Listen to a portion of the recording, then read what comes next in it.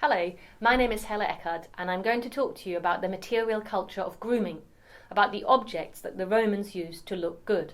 How we present ourselves to the world is an important aspect of our identities. Our clothing, personal adornment, hairstyle and potentially makeup all signal information about who we are or would like to be. A well-groomed body or an expensive perfume can symbolize high status, and modern marketing explicitly sells perfumes promoted or produced by celebrities. Specific grooming practices may be associated with gender, but even in recent times, these kinds of gender perceptions have changed significantly. For example, far more men now use grooming products than was the case 50 years ago. What was the significance of grooming and bodily presentation in the Roman period? We know, for example, that perfume was an imported commodity, famously produced in the Bay of Naples. And we know that contemporary authors frowned upon excessive grooming, especially for men. But on the other hand, people were clearly proud to display their well-groomed body and the fact that they might have servants helping them to style their hair and apply cosmetics. Here we will look at the objects associated with grooming in Roman Britain, and I will briefly introduce a range of objects, but then focus on toilet instruments in more detail, as they are very common sight finds. Bathing and exercise were important parts of Romanized culture, and visitors to the baths would apply oil to the body and then rub it off with a strigil. Strigils could be made of iron or copper alloy, and are very rare sight finds in Roman Britain. Oil was contained in globular glass flasks, which in Britain usually are dated from the Neronian period to the 3rd century. They would have had an organic stopper and could have been suspended from leather or cloth straps. Mirrors are high status and highly decorated objects in the Iron Age, where they tend to be associated with women. In the Roman period, they occur in a number of forms, and they are made from high tin bronze. Most commonly, they are either circular or rectangular, and often they have a very distinctive perforated rim. Another distinctive feature is the handle, and you can see here this is the handle with a circular mirror attached to it like this. This example consists of two circular cases, on the inside of which are convex tinned mirrors. The outer surfaces bear a design based on a coin of Nero. Objects associated with the grooming of hair consist of combs, discussed in a different film by Barbara Burley, and possibly shears, which can be made from iron or copper alloy. Their actual function remains much debated. They may have been used to cut cloths and shear sheep, but small examples were perhaps used to cut hair. Razors are very rare. Usually the iron blade is lost, but in some cases the copper alloy handle survives. This replica is based on one such find. A variety of creams were used, and a pot of face cream with the imprints of its last user is known from Roman London. Some perfumes, based on oils with additions such as rose leaves, were transported stored in long-necked glass bottles such as this. Others, containing resins such as myrrh and pine, were used to anoint the dead for burial.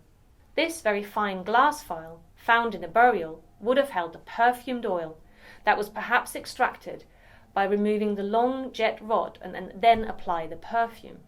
Because these bottles are necked, you needed long instruments to extract the cosmetics, and they would have looked something like this. So typically you have one end that is a spoon, in this case a round spoon, and then at the other end there is an olive-shaped thickening. And this would be used to perhaps apply the cosmetic. You can see that there are lots of different designs, so some have twisted shafts, others have bead and reel moulding, and the shape of the actual scoop is also different. In another form, you simply have a plain spoon and a shaft that ends in a pointed tip. All of these could have been for the extraction of cosmetics or medicines. Finally, there are small toilet instruments which often come in sets, and typically you will have, in such a set, you will have tweezers, ear scoops and nail cleaners.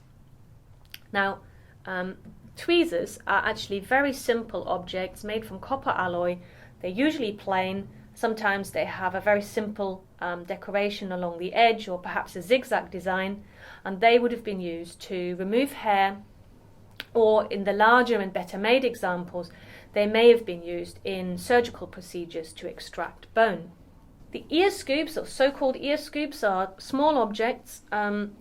They could be to remove earwax, or they could be for the extraction of cosmetics, much as the ligula or spoon probes that we saw earlier.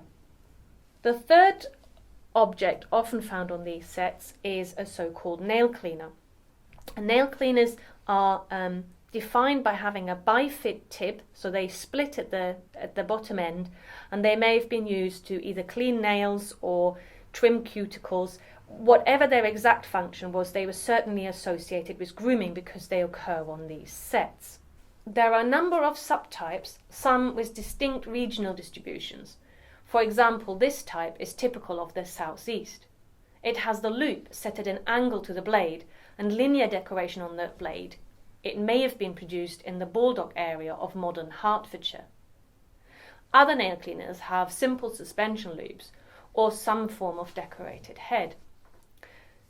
In the later Roman period, there are versions of this form that have a split socket, so they may have been suspended from leather belts. Some of these have zoomorphic and even Christian decoration on the blade.